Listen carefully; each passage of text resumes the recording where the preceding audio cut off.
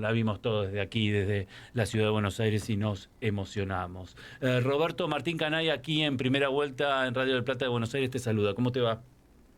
¿Qué tal, Martín? Muy buenos días para ustedes, buenas tardes para acá. Bueno, ¿cómo fue el sábado, ese día? ¿Cómo lo viviste vos personalmente? Bueno, fue una misa exequial muy emotiva, nunca había participado y menos de un papa y un papa cercano también, así que es todo nuevo y muy, la verdad, movilizante para todos los que participamos y teníamos un grado de cercanía con él.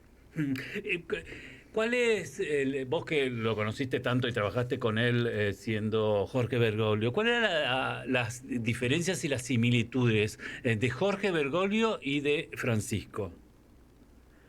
Mira, te diría en su forma de ser, de actuar, que iba vestido de blanco, nada más, porque si bien tenía los pantalones negros abajo y los zapatos negros, él mantuvo siempre su forma de ser,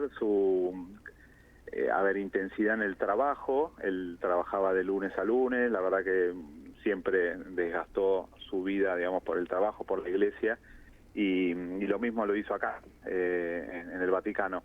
La verdad que, nada, es una persona que entregó su vida por la iglesia, donde desde su vocación de sacerdote, después obispo auxiliar, también principal de los jesuitas, y después obispo auxiliar, y ya arzobispo de Buenos Aires, y bueno, después papa, ¿no?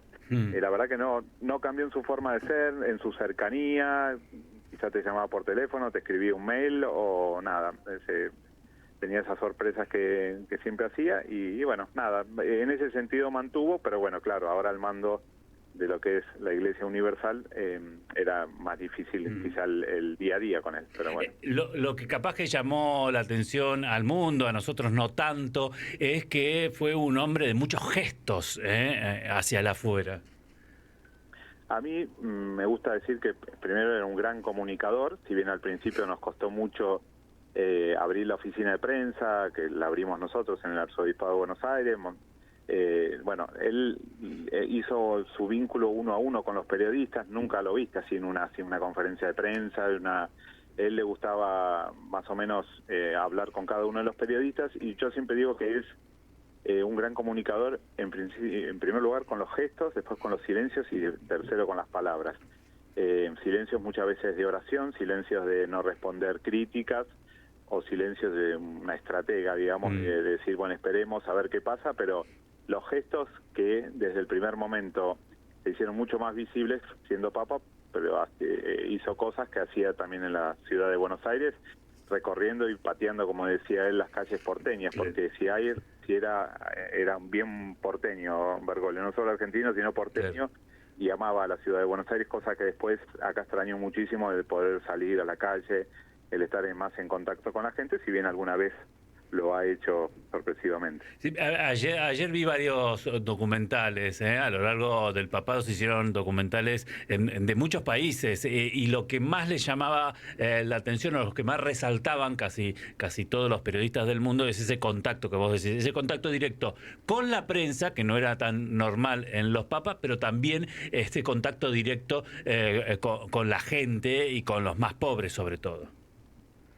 Sí, exactamente. Eso, pasó lo mismo con periodistas vaticanistas, Claro. Con periodistas capaz hasta críticos de él. Yo digo que iba desactivando las cosas, teniendo el vínculo uno a uno y conociéndolo, es como que la gente cambiaba su opinión. Y bueno, lo mismo hizo con los pobres. Acá en el Vaticano ahora hay un área, si uno mira el Vaticano a la derecha, la columnata, vieron que abraza la Plaza San Pedro, hay un lugar para que la gente de la calle pueda bañarse, pueda comer.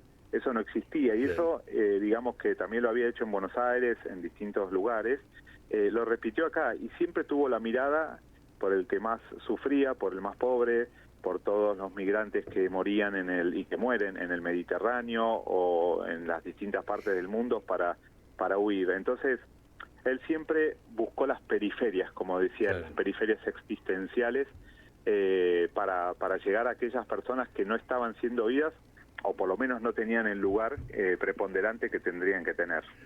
Casi todos resaltaban, bueno, aquel viaje a Río de Janeiro, la vuelta en el avión cuando se acerca a los periodistas, y ahí hay varias frases, varias declaraciones, algunas de las primeras del Papa Francisco. Vos que lo conocías, ¿se le escapaba algo o todo lo que decía era pensado?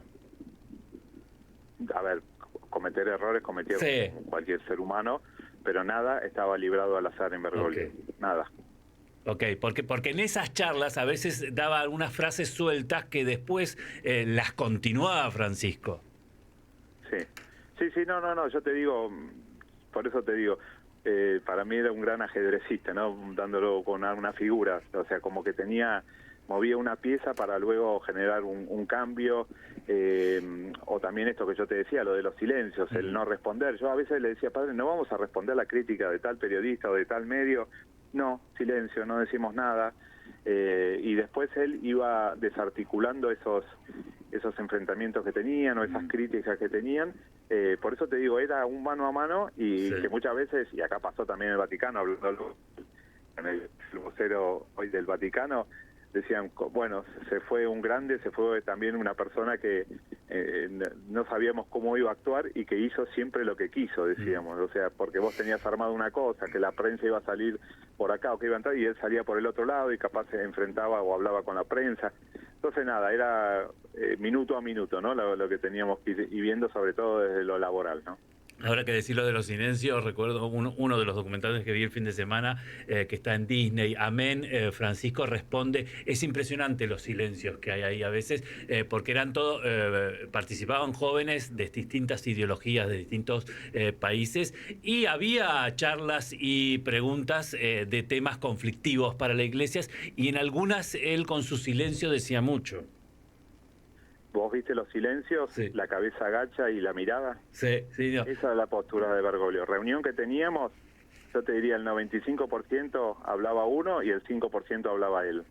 Claro, Y es cuando cierto. me corregía una gacetilla de prensa, no es que te tachaba, no, este párrafo no va, o este... No, a ver, cambia esta palabra.